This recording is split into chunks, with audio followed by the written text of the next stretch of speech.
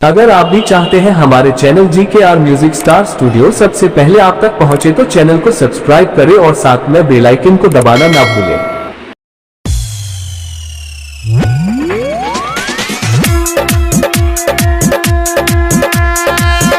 Presented by GKR Recording Studio, चक भवानी चौकी झरवा, दरिमा बाजार, इठरवा, मधुबनी।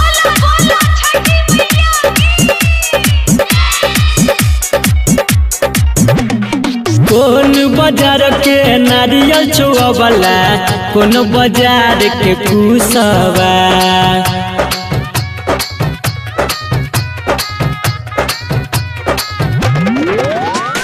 कौन बाजार के नारियल चुआवला, कौन बाजार के कुसवा, कौन आटा के ठेकुआ बनलही, गम के छौ तोहर सुपवा, कौन आटा के ठेकुआ बनलही, गम के छौ तोहर सुपवा। हसनपुर बाजार के नारियल छजीना नट, कुस सर के कुसवा।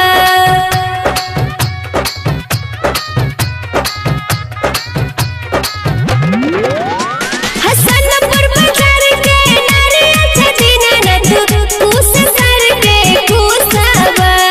गेहूं आटा के ठेकुआ बनलिए, इहे से गमक छ सुपवा। गेहूं आटा के ठेकुआ बनलिए, इहे से गमक छ सुपवा। आप सुन रहे हैं संदीप सुमन को। म्यूजिक बाय डीजे उमेश, शुक्रिया बाजार।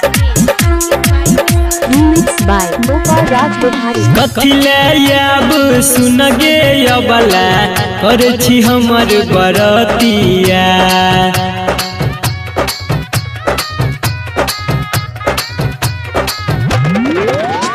गे कथिले अब सुन गे अबला, कर छी हमर बरतिया, सब कुछ तोरा देने छियो, अब कोन छौ मनतिया, सब कुछ तोरा देने छियो, अब कोन छौ मनतिया।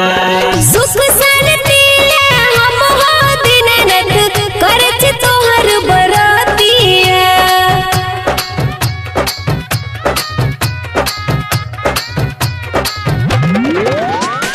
सुख शांतिले हम हो दीननाथ, करछ तोहर बरतिया।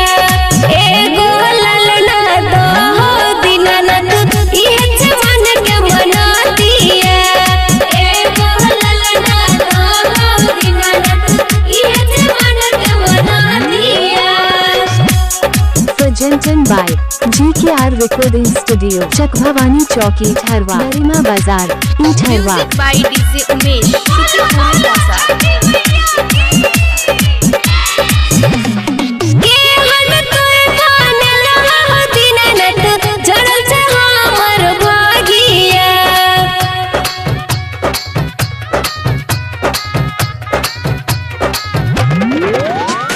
केहन तोय बनल हो दीननाथ, जड़ल छ हमर भागिया।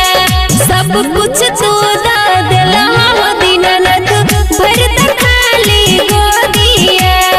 सब कुछ तू दा देला हो दीननाथ, भरत हमर गोदिया।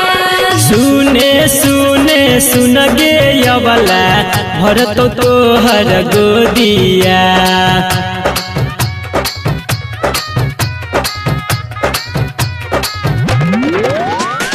सुने सुने सुन गे अबला, भरत तोहर गोदिया।